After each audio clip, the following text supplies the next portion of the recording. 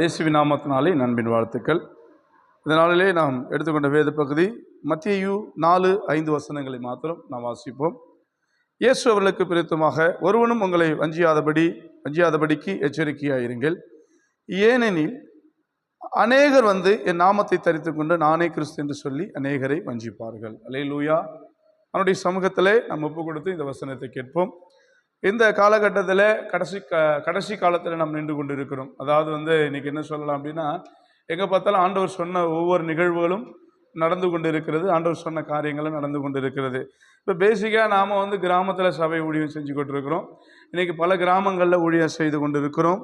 பல பேருக்கு வேத ஞானம் இல்லாத போயிடுச்சு. வேதத்தை இன்றைக்கி பொதுவான திருச்சபைகள் வேதத்தை சொல்லிக் கொடுக்க மறந்து போனது. மற்ற எல்லாமே இருக்குது. அதாவது சபையில் பார்த்திங்கன்னா அபிஷேகம் இருக்கிறது, பரிசுத்த ஆவியின் அபிஷேகம் இருக்கிறது, அந்நிய பாஷை சொல்லி பேசுகிறாங்க, கை தட்டுறாங்க, உற்சாகம் இருக்குது, ஆர்வமாக ஆராதிக்கிறாங்க, எல்லாமே சபையில் இருக்குது. ஆனால் அந்த பைபிள் ஸ்டடி, வேத வசனத்தை போதிக்கிற ஒரு காரியம் சபையில் இல்லாமல் போனது. அல்லேலூயா. இன்னைக்கு அதை குறித்த ஒரு தெளிவு பிசாசு என்ன பண்ணுறான் அப்படின்னா, யாரும் வேதத்தை வாசிக்கக்கூடாது, வேதத்தை வாசிச்சுட்டா என்ன பண்ணிடலாம் அப்படின்னாக்க அநேகருக்கு தேவ ஞானம் கிடைச்சிடும், தேவ கிருபை கிடைச்சிடுங்கிற ஒரு காரியம். அதனால் வேதத்தை வாசிக்கக்கூடாதபடி பிசாசு அவர் கண்களை, இருதயத்தை குருடாக்கி வைத்திருக்கிறான். நாம் அதை பொறுத்து தான் பேசுகிறோம். இன்றைக்கி நம்ம எல்லாருமே நல்ல ஊழியர்களையும் கள்ள ஊழியர்களையும் என்ன பண்ணணும், அறிந்து கொள்ளுகிற திறன் உள்ளவர்களாக இருக்கணும். பகுத்தறிகிற வரம் நமக்கு தேவை. எல்லாருக்கிட்டையும் நம்ம என்ன பண்ணுறோம், எல்லாரையும் நம்ம ஊழியக்காரர்களாய், எல்லாரையும் சபை பாஸ்டராய், எல்லாரையும் நம்ம ஊழியராக ஏற்றுக்கொள்ளுகிறோம். தப்பல்ல நம்ம ஏற்றுக்கொள்ளுகிறது. ஆனால் அதில் தான் பிரச்சனையாக இருக்குது. இன்றைக்கி நிறைய இடங்களில் பார்த்திங்கன்னா ஒரு நல்ல குவாலிட்டியான ஒரு பாஸ்டர், அதாவது தரமான ஒரு ஊழியரை கண்டுபிடிப்பதற்கு ரொம்ப கடினமாக இருக்கிறது. அதாவது சொல்லுவாங்க, எல்லாருமே சொல்லுவாங்க, ஒரு நல்ல பாட்டு தெரிஞ்சிட்டா போதும், கொஞ்சம் வசனம் தெரிஞ்சிட்டா போதும், அல்லது என்ன சொல்லலாம், இன்னும் கொஞ்சம் நல்ல நாணமாக பேச தெரிஞ்சிட்டா போதும், ஊழியத்துக்கு வந்துடுவாங்க. ரைட்டு, அவங்க ஊழியத்துக்கு வந்தது தெய்வ திட்டம். ஆனால் ஆண்டவர் சொல்லியிருக்கிறாருல்ல, அழைக்கப்பட்டவர்கள் அநேகர், தெரிந்து கொள்ளப்பட்டோர் சிலர். நிறைய பேரை கர்த்தர் அழைச்சிருக்கிறார். அந்த உலகத்தில் இருக்கிற ஒவ்வொரு மனிதனையும் கர்த்தர் என்ன பண்ணுறாரு, தம்முடைய ஊழியத்தை செய்யும்படியாய், ஆத்துமாதையும் செய்யும்படியாய், ஆத்துமாக்களை பரலோகம் கொண்டு போகும்படியாக அநேக ஊழியர்களை கர்த்தர் அழைத்திருக்கிறார். உண்மைதான். ஆனால் வசனம் சொல்லுகிறது, தெரிந்து கொள்ளப்பட்டோரோ சிலர். இந்த தெரிந்து கொள்ளப்பட்டவரை பற்றி தான் நம்ம வாசிக்க போகிறோம்.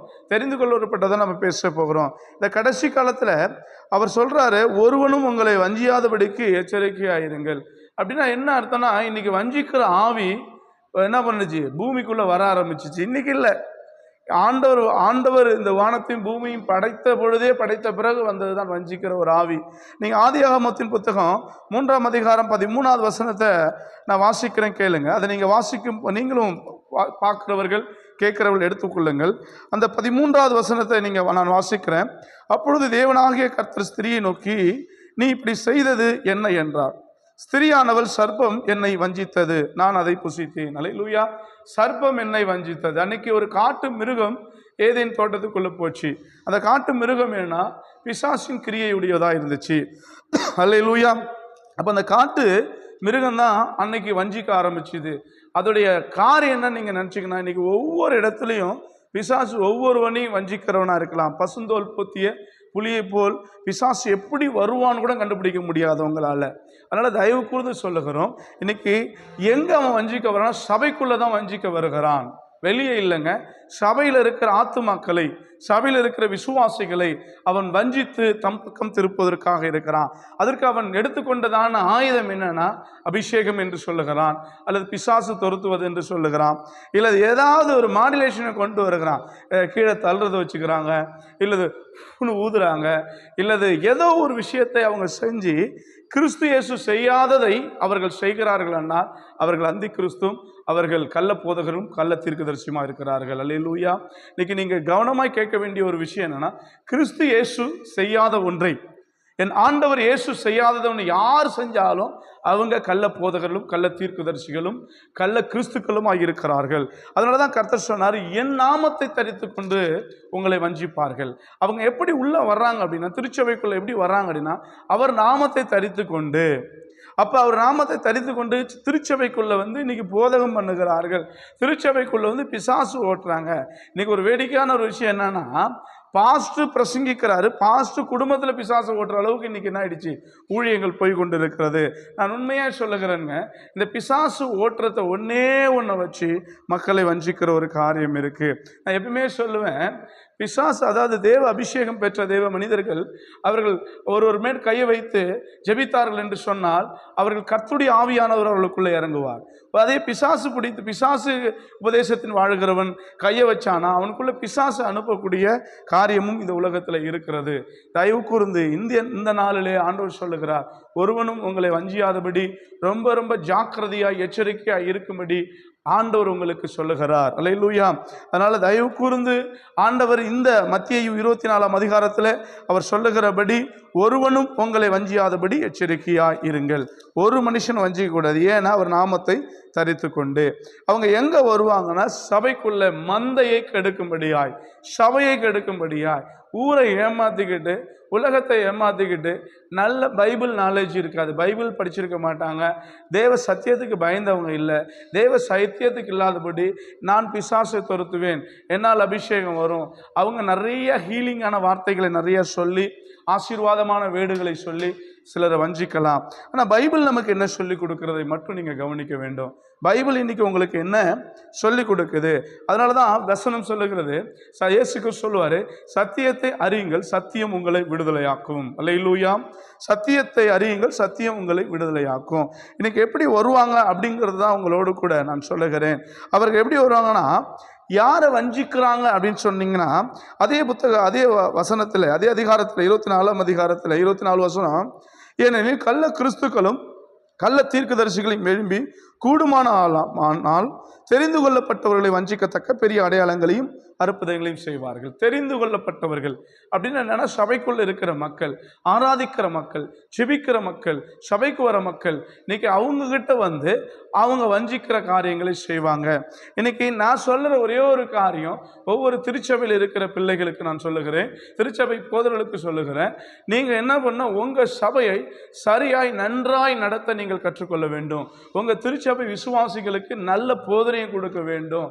உங்க திருச்சபைகளை அநேகரை லீடராக மாற்ற வேண்டும், அநேகரை ஊழியர்களை மாற்ற வேண்டும், அப்போஸ்தலராக மாற்றணும். உங்க சபையில் இருக்கிறதான பிள்ளைகளுக்கு என்ன அபிஷேகம் இருக்குன்னு கண்டுபிடிக்கணும். என்ன அபிஷேகம் இருக்கு, அந்த அபிஷேகத்தின்படி அவங்கள நீங்க நடத்தணும். சும்மா நமக்கு கொடுக்கப்பட்ட வேலையை செஞ்சுட்டு போறோம், ஏதோ பாஸ்டர் ஆகிட்டோம், ஞாயிற்றுக்கிழமை சபையை திறந்து வச்சுட்டு ஜெபம் பண்ணிட்டு போயிடலாம்னா இல்லை. கர்த்தர் உங்களுக்கு கனமான ஒரு ஊழியத்தை கொடுத்துருக்கிறாரு. தயவு கூர்ந்து இன்னைக்கு என்ன பண்றாங்க அப்படின்னா, திருச்சபை இன்னைக்கு பார்த்தீங்கன்னா எங்க பார்த்தாலும் சபைகள் எழும்பிடுச்சு, சபைகள் எழும்பி ஆயிற்று. எங்க பார்த்தாலும் கிட்டத்தட்ட பல இடங்கள்ல கிறிஸ்து வசனத்தின்படி பல இடங்களில் சபைகள் உருவாக்கப்பட்டுடுச்சு, ஊழியர்கள் எழும்பிட்டாங்க. ஆனா ஊழியத்துல ஒரு பெரிய வளர்ச்சி இல்லவே இல்லை. ஆத்மா ரட்சிக்கப்படலை, ஆத்மா இன்னும் ரட்சிக்கப்படவே இல்லை.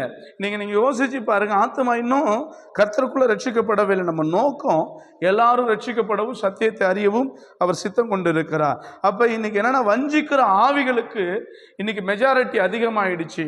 இன்னைக்கு எங்க பார்த்தாலும் வஞ்சிக்கிற ஆவிதான்.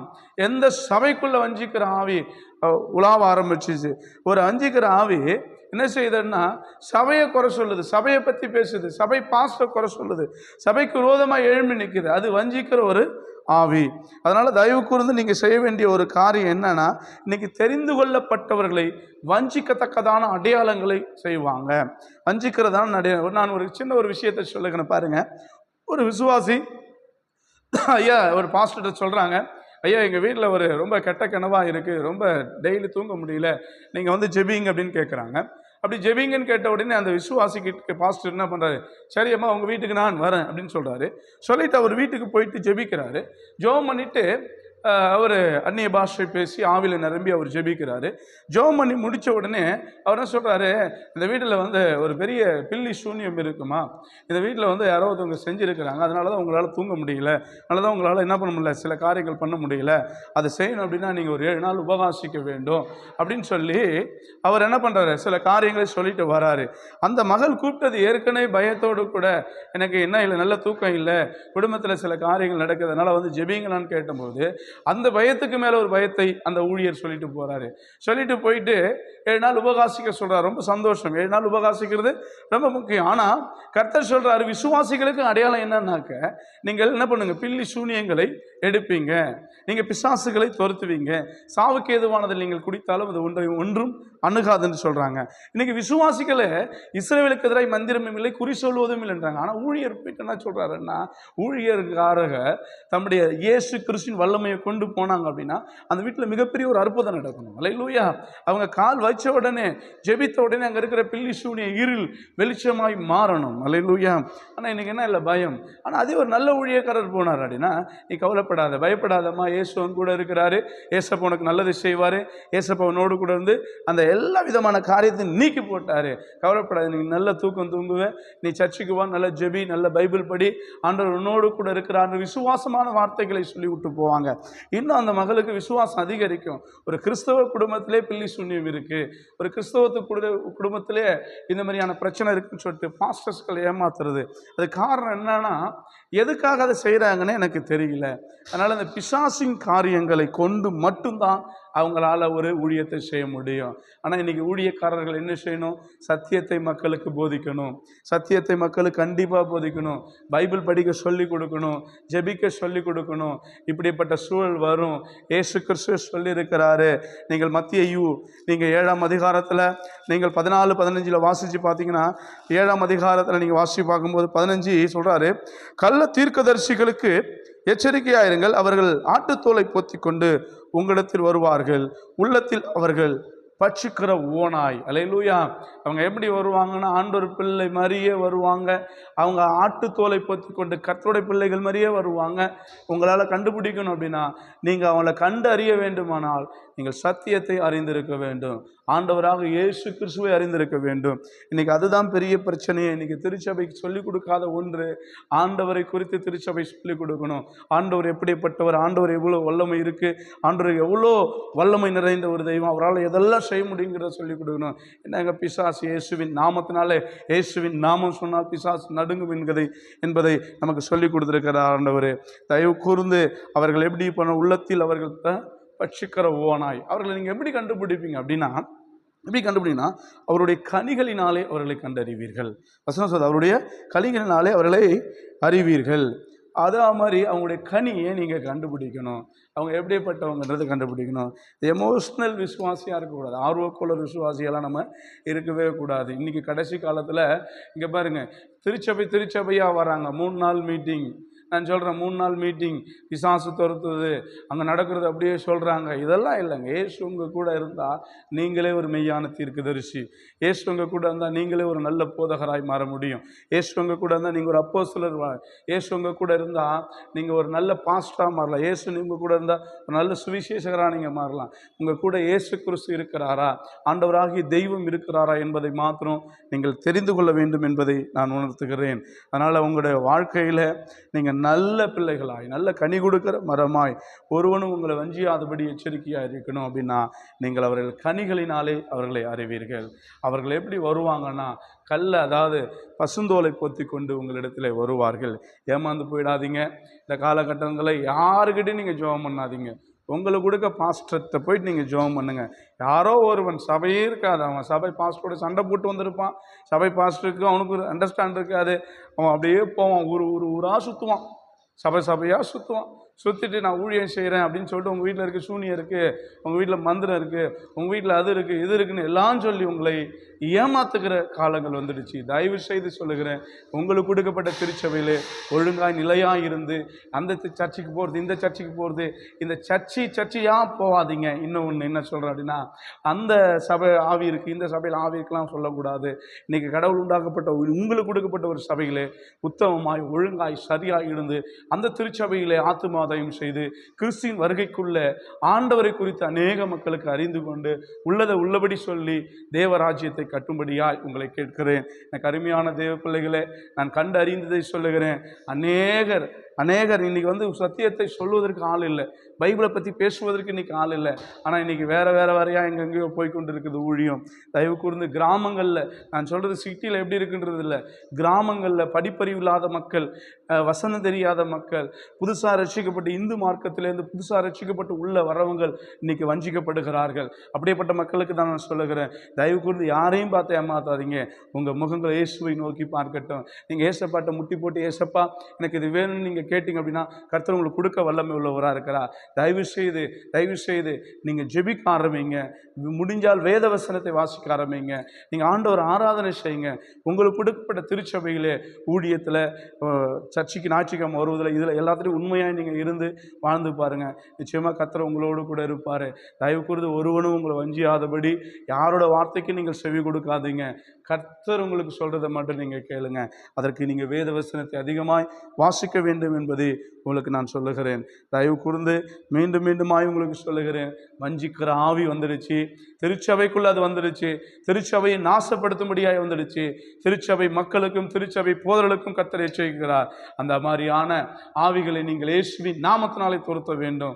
உங்களுக்குள்ள அப்படிப்பட்ட ஒரு ஆவி உங்களுக்குள்ள ஊடுருவி வருமானால் அவைகளை இயேசுவின் நாமத்தினாலே திருத்தி நீங்கள் இருக்கிற பாஸ்டர் இன்னும் ஆண்டவர்கிட்ட வைராக்கியமாக ஜெபித்து தேவராஜ்யத்தை கட்டுங்க.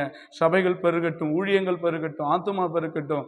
கர்த்தர் அதை விரும்புகிறார். கடைசி காலத்தில் ஒருவனும் உங்களை வஞ்சியாதபடி நீங்கள் ஆண்டவர் சமூகத்தில் தேவனை குறித்து அதிகமாய் போதித்து இருங்க. கர்த்தர் உங்களை ஆசீர்வதிப்பார். தொடர்ந்து நாம் ஜெபிப்போமா? பரிசுத்த பிதாவே, இந்த அருமையான நேரத்தில் மத்தேயு ஆண்டவரே சொன்ன பட்ட பகுதி போல 24:5 வாசனத்தின்படி நம்முடைய பிள்ளைகளுக்கு ஒருவனும் உங்களை வஞ்சியாதபடி எச்சரிக்கையாயிருங்கள். அவர் நாமத்தை தரித்து கொண்டு வந்து உங்களை வஞ்சிக்கலாம்.